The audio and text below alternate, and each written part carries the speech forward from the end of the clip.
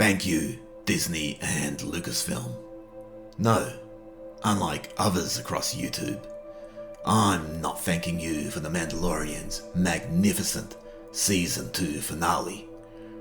I'm thanking you for the 699 minutes of cinematic shite that you released that helped me and so many others appreciate true Star Wars even further.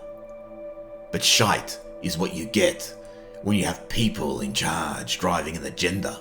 Shite's what you get when you hire a writer-director who can only ape visionary creators and offer cheap knockoffs of their properties. Shite's what you get when you hire a writer-director either so arrogant or so ignorant he believes shocking audiences for the sake of shocking them counts as good storytelling. But shite no more. The team behind The Mandalorian offer us an original story that introduces an unlikely protagonist, a bounty hunter who begins the series as something of an anti-hero. He's skilled but fallible. He's humanized. We learn more about him and empathize with his plight. We delight at the relationship he forges with his charge. We also meet three-dimensional supporting characters with their own needs, strengths, and weaknesses. We engage with them, we bond to them, we cheer for them, we care for them. In this most extraordinary universe, they all become real to us. Their portrayals are complex, layered, and believable. Unlike some overpowered superhero, or a one-dimensional hotshot, or an unfunny comedy relief, or an annoying know-it-all, or two. We get credible villains working toward a goal, rather than caricatures who are evil for the sake of being evil.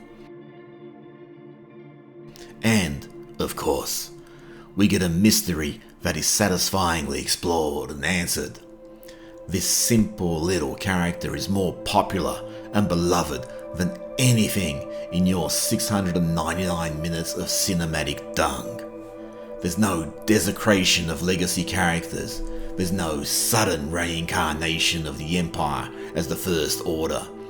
There's no belittlement of the original trilogy by reducing the hard-won Republic right back into a ragtag rebellion.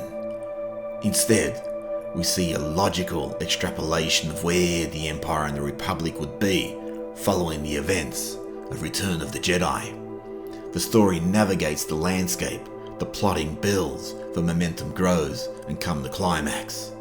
The story delivers. Some defenders of Disney's cinematic 699 minutes of feces might descry Luke Skywalker's return as fan service. But fan service is the employment of characters for the sake of their appearance to engender a reaction. The only fan service here is R2-D2's cameo, and who would begrudge him? Luke's involvement is the logical conclusion to this arc. Look around at YouTube reactors, adults in tears at the sight of Star Wars as it's meant to be, touching, magical, and inspiring. Something that Disney's 699 minutes of splattering cinematic diarrhea failed and fails to conjure. So a big heartfelt thank you to Jon Favreau, Dave Filoni and their team for recapturing Star Wars as it's meant to be. And screw you, Disney. Learn from your mistakes.